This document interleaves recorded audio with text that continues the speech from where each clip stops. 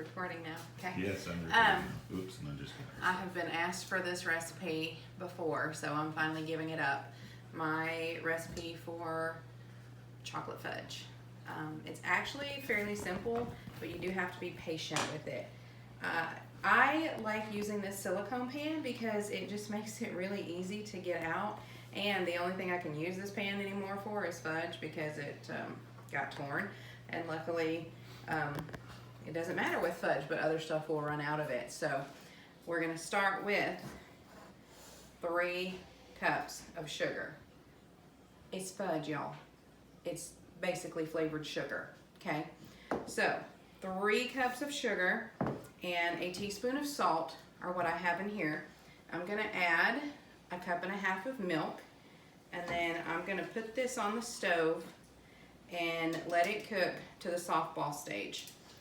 If you don't know what the softball stage is, I use a bowl of cold water. I've got just these little storage type bowls, cold water, and once I feel like it has almost reached the softball stage, I start testing it. I take a little bit of sugar, the sugar mixture out, and pour it into the water and see if I can manipulate it with my hand until it makes a soft ball in the water. If you go past softball, then you've got a problem and you're not making fudge anymore. So I'm gonna put this on the stove on medium-high heat and I'm gonna let it boil. I cannot tell you how long it takes. Everybody's stove does something different.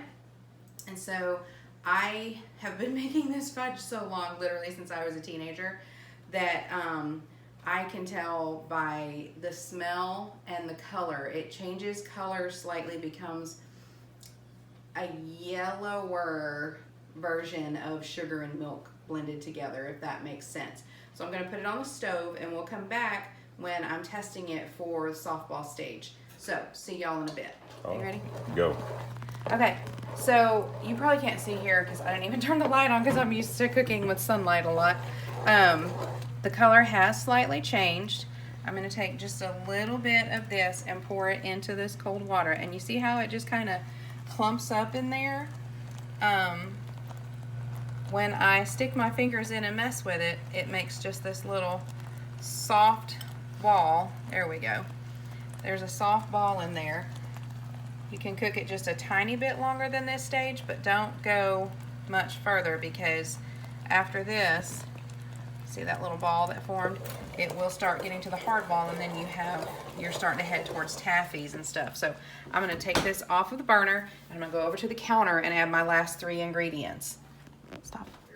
Okay, I have a teaspoon of vanilla. Y'all don't skimp on your vanilla. Don't buy imitation vanilla.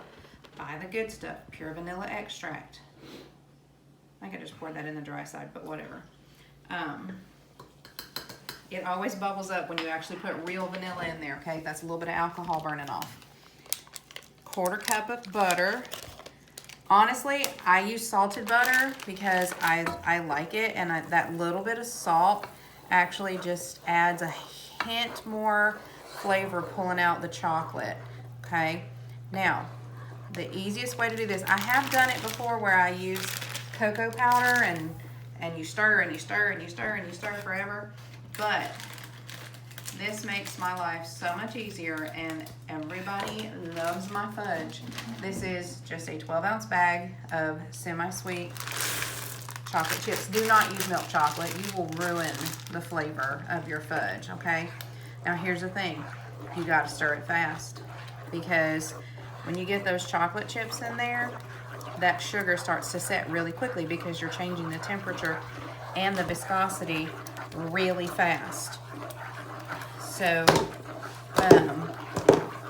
always make sure though, you gotta get that butter melted. Get every bit of that butter and that chocolate melted in here because you want it consistent all the way through. For some reason, I have always used a wooden spoon when I mix this. I don't know why, but maybe because growing up, mostly we used wooden spoons in the kitchen, unless we were using, I actually use them for serving a lot too. But you can see my butter is now gone. It's mixed in. Ooh, nice save, Benjamin. Chris just knocked the glass over. Oh, I found the little tiny sliver of butter. Now it's all mixed in. My chocolate is mixed in. The cool thing about this is it sets up really fast. Like once I pour it into that pan and the temperature changes again, it's a little bit cooler. It's just gonna set up, and within a couple of hours, we'll have a nice pan of fudge. However, we're not gonna touch this in a couple of hours. We're gonna leave it alone until Thanksgiving, because that's the whole purpose of me making this. And I'm gonna take my rubber spatula here and get the last of this out.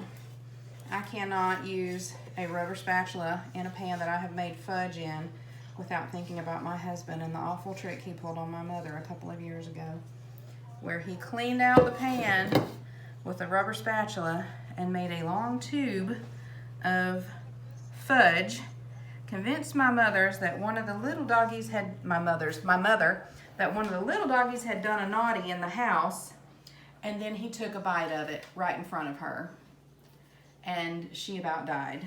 So anyway, if you'll look, Chris, can you zoom in on this? Look how fast that's already starting to crystallize and set up. So in a couple hours, this will be perfectly set, and I'll clean this pan, and then I'll make my peanut butter fudge, but y'all have already seen the recipe for that. So try the recipe. I hope you like it. I really think it really is easy, and let me know if you do. Y'all take care.